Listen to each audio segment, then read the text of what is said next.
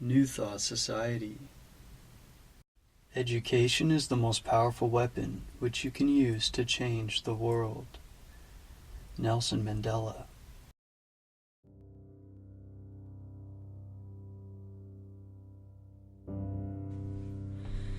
Introduction, Part 16. The vibratory activities of the planetary universe are governed by a law of periodicity. Everything that lives has periods of birth, growth, fruitage, and decline. These periods are governed by the septimal law.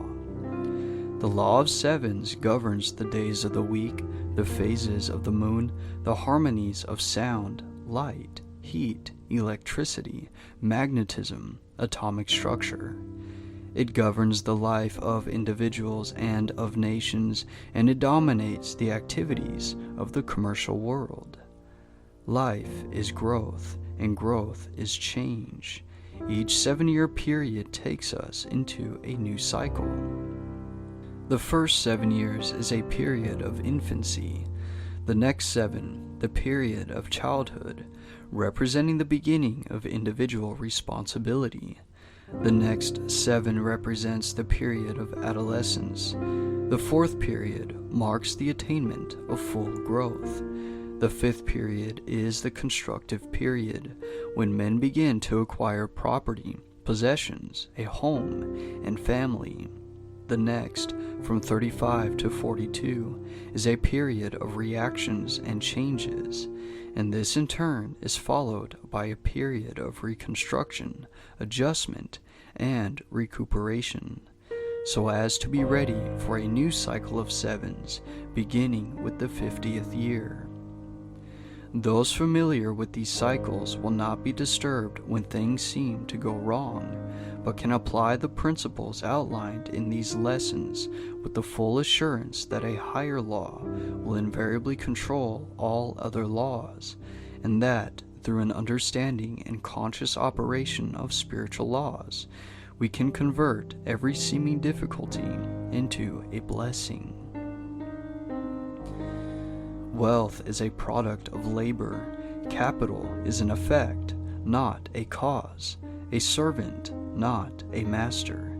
A means, not an end. The most commonly accepted definition of wealth is that it consists of all useful and agreeable things which possess exchange value. It is this exchange value which is the predominant characteristic of wealth.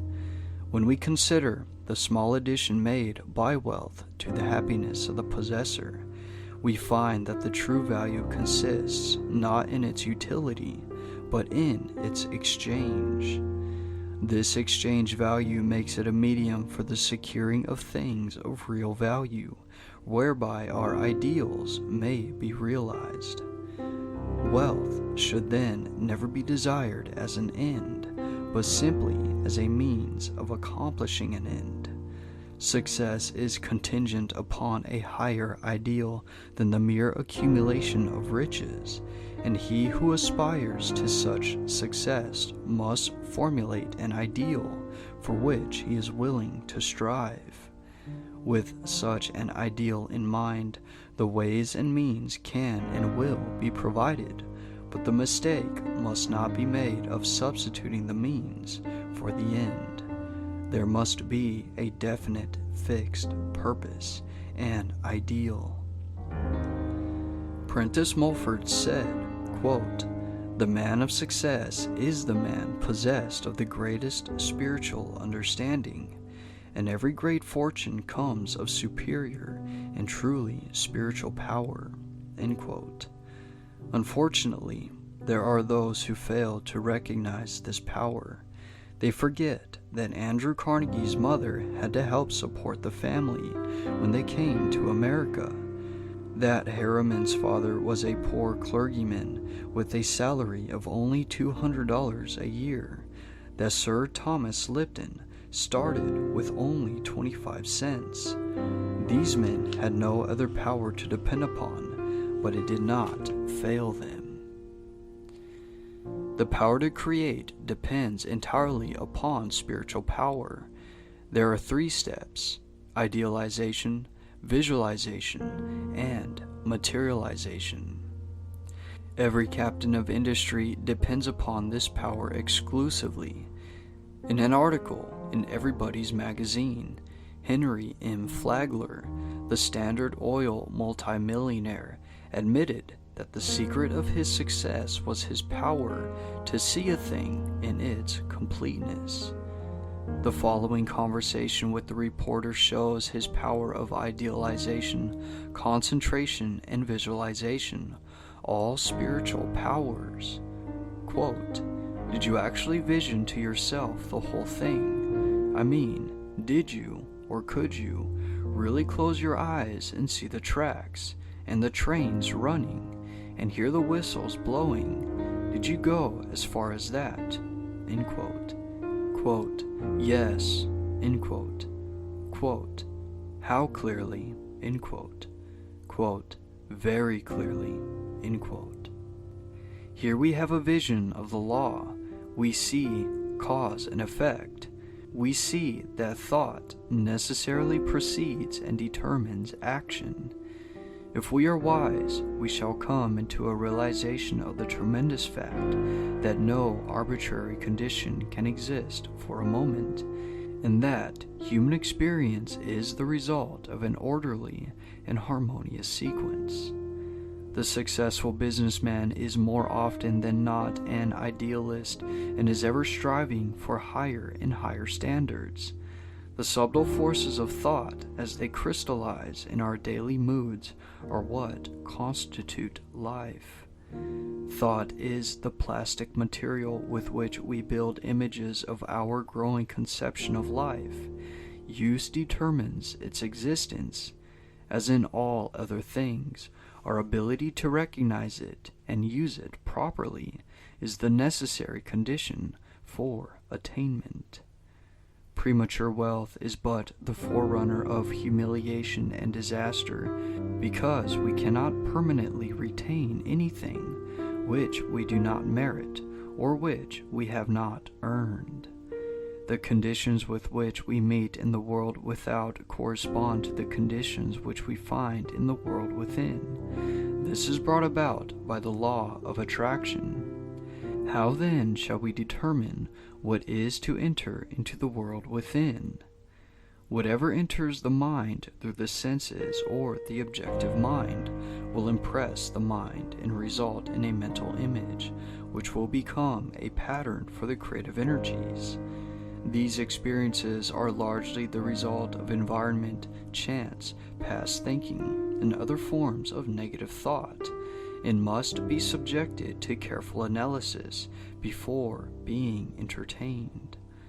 On the other hand, we can form our own mental images through our own interior processes of thought, regardless of the thoughts of others, regardless of exterior conditions, regardless of environment of every kind, and it is by the exercise of this power that we can control our own destiny, body, mind, and soul.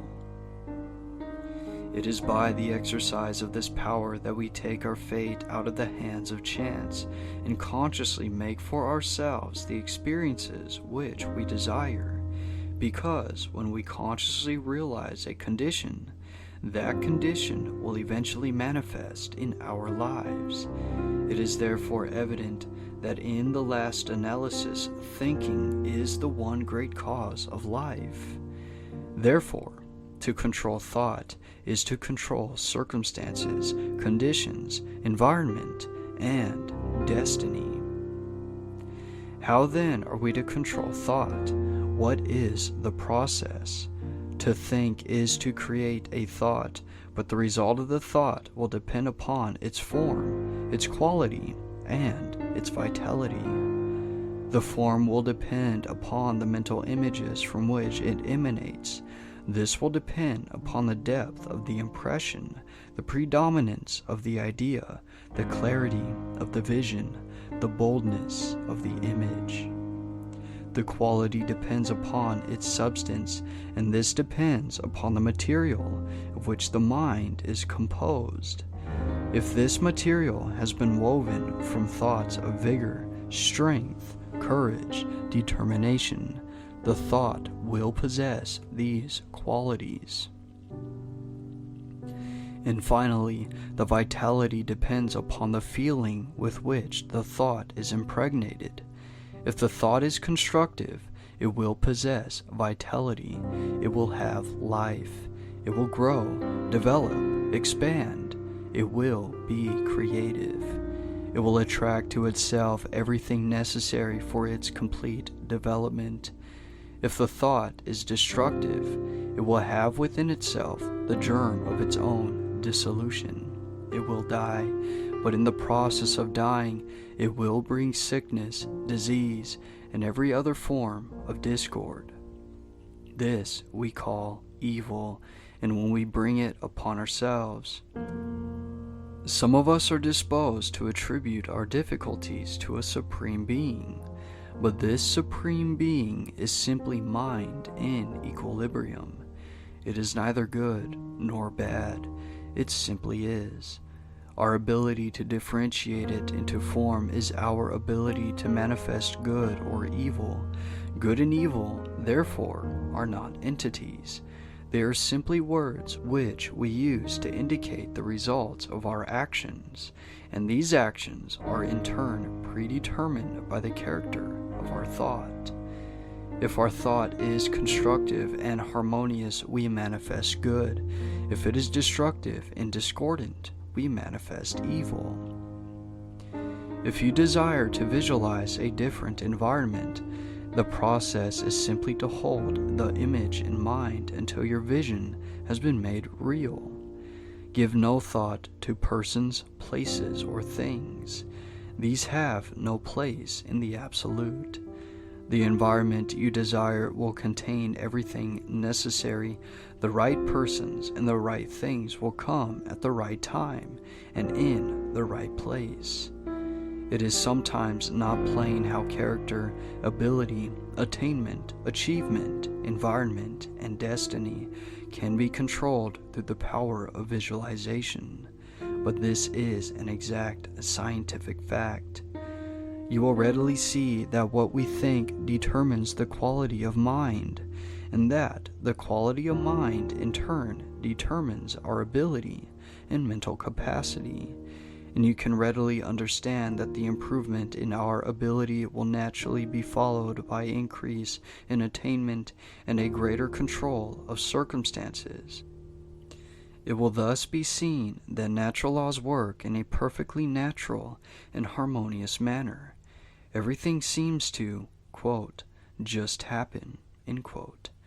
If you want any evidence of this fact, simply compare results of your efforts in your own life when your actions were prompted by high ideals and when you had selfish or ulterior motives in mind.